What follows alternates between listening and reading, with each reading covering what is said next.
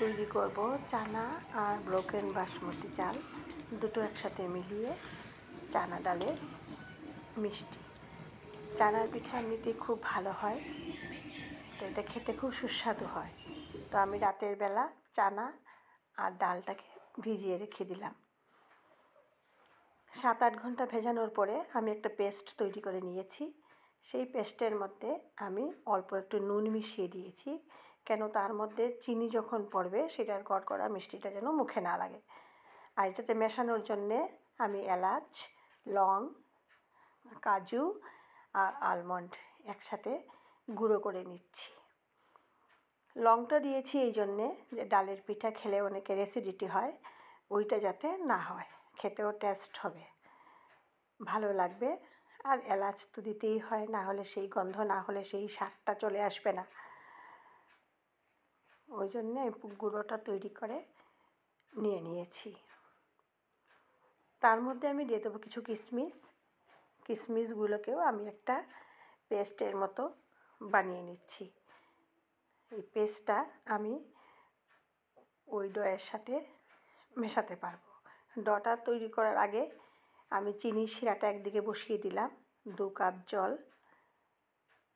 আর 2 cup চিনি, সামান্য এলাচ দিয়ে আমি চিনির শিরাটা তৈরি করতে বসিয়ে দিলাম।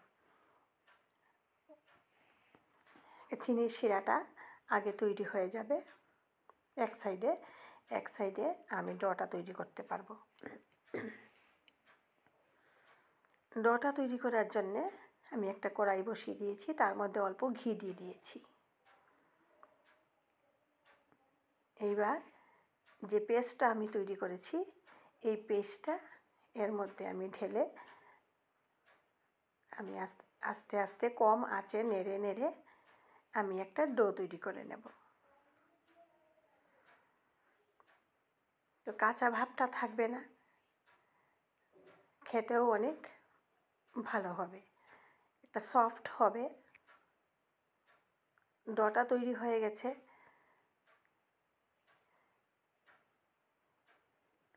এবার আমি একটা বাটি নিয়ে নিচ্ছি, এটার মধ্যে আমি 2.5 চামচ মতো ময়দা নিয়েছি।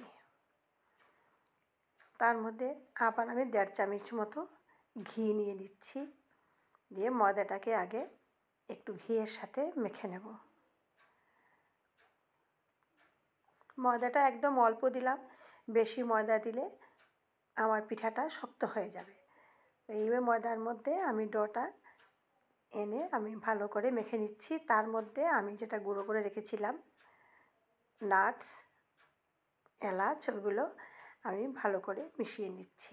ভালো করে মিশিয়ে ভালো করে একটা ডো মেখে একটা ডো তৈরি করে নিয়েছি। এবার রোল করে এবার আমি একটা সাইজ করে কাটছি, কিন্তু আপনারা আপনাদের পছন্দ মতো যে কোনো সাইজ, যে কোনো শেপ, যে কোনো ডিজাইন তুলে এই ডাল চমচমটা তৈরি করতে পারবেন।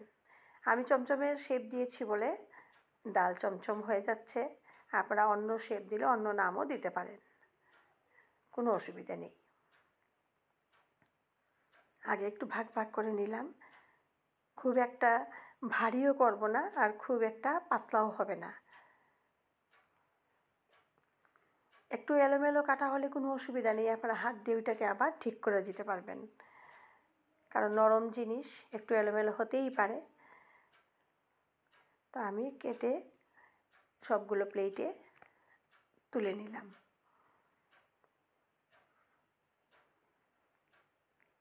এইগুলো করতে করতে শিরাটা আমার রেডি হয়ে গেছে। তো এটা এক সাইডে রেখে দিয়েছি, বেশি ঘনও হবে না আবার বেশি পাতলাও হবে না, একটা মিডিয়াম হবে রেখে দিয়েছি। আমি ভাজার জন্যে কড়াইতে আমি রিফাইন অয়েল ইউজ করেছি, তার মধ্যে আমি 2 চামচ ঘি দিয়ে দিয়েছি, যাতে রিফাইন অয়েলের একটা গন্ধ আছে ওইটা পিঠার মধ্যে উঠে না যায়। এইবার আমি একটা একটা করে দিয়ে ওইগুলি আগে ভেজে তুলে ভেজেই আমি শিরাতে দিয়ে দেবো গরম গরম, যাতে ভেতর পর্যন্ত শিরাটা ঢুকে যায়।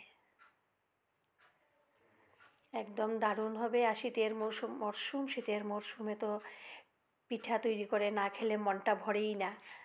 আমরা অনেক ধরনের অনেক কিছুই খেতে পছন্দ করি,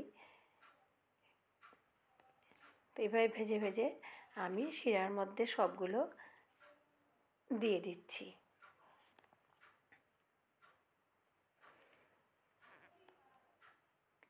গরমের সিজনে পিঠা খেতে কিন্তু আমাদের এত ভালো লাগে না, কিন্তু শীতের সিজনে এটা আমরা খুব পছন্দ এবং আমরা খুব ভালো করে খেতে পারি। এভাবে সবগুলো একটু একটু করে আমি শিরার মধ্যে দিয়ে দিয়েছি। সবগুলো শিরা ঢুকেই গেছে। এইবার একটা বাটিতে তুলে দেখিয়ে দিচ্ছি কেমন নরম। আমি 1 ঘন্টা পরে এইটা তুলেছি, তুলে এই দেখুন একদম সফট তৈরি হয়ে গেছে। আপনারা কেউ ঘরে আসলেও দিতে পারবেন, নিজেরাও খেতে পারবেন। দেখার জন্য অনেক ধন্যবাদ।